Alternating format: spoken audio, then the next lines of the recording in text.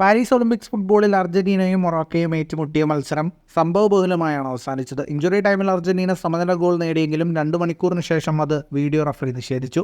മത്സരത്തിൽ ഇഞ്ചുറി ടൈമായി 15 മിനിറ്റ് നൽകിയ തീരുമാനവും ചോദ്യം ചെയ്യപ്പെട്ടിരുന്നു. അർജന്റീനയ്ക്ക് ഒഫീഷ്യൽസിന്റെ സഹായം ലഭിക്കുന്നുണ്ടെന്നാണ് പ്രധാന ആരോപണം. സമനില ഗോൾ നേടാൻ റഫറി അർജന്റീനയെ സഹായിക്കുകയായിരുന്നു എന്ന് ആരോപിക്കുന്നവരും കുറവല്ല. എന്നാൽ ഒളിമ്പിക്സ് മത്സരങ്ങളിൽ ദൈർഘ്യമേറിയ ഇഞ്ചുറി ടൈം പ്രതീക്ഷിക്കാവുന്നതാണ്. റിപ്പോർട്ടുകൾ പ്രകാരം വീഡിയോ അസിസ്റ്റന്റ് റഫറിയുമായി ബന്ധപ്പെട്ട ഒരു പരീക്ഷണം ഈ ഒളിമ്പിക്സിൽ നടക്കുന്നുണ്ട്. ഇതുപ്രകാരം മത്സരങ്ങൾ പല കാരണങ്ങൾ കൊണ്ട് നിർത്തിവെക്കുമ്പോൾ ആ സമയം കണക്കാക്കി അതിനനുസൃതമായാണ് ഇഞ്ചുറി ടൈം റഫറി നൽകുക. അർജന്റീൻ ജേർണലിസ്റ്റ് വെളിപ്പെടുത്തുന്നത് പ്രകാരം അർജന്റീനയും മൊറോക്കോയും ഏറ്റുമുട്ടിയ മത്സരത്തിൽ കളി നടന്ന സമയം 54 മിനിറ്റും 27 സെക്കൻഡും മാത്രമാണ്. ഇത് സംഘാടകർ ഉദ്ദേശിച്ച സമയത്തേക്കാൾ വളരെ കുറവായിരുന്നു.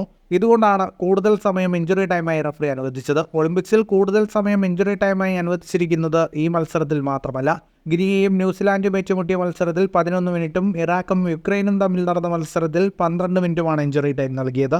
ഇതിനു പുറമെ ചില മത്സരങ്ങളിൽ 8 മിനിറ്റും ഇഞ്ചുറി ടൈം നൽകിയിട്ടുണ്ട്. ഫുട്ബോൾ ലോകത്തെ കൂടുതൽ വാർത്തകൾക്കും വിശേഷങ്ങൾക്കുമായി സ്പോർട്സ് കഫേ പോൾ തന്നെ സബ്സ്ക്രൈബ് ചെയ്യുക.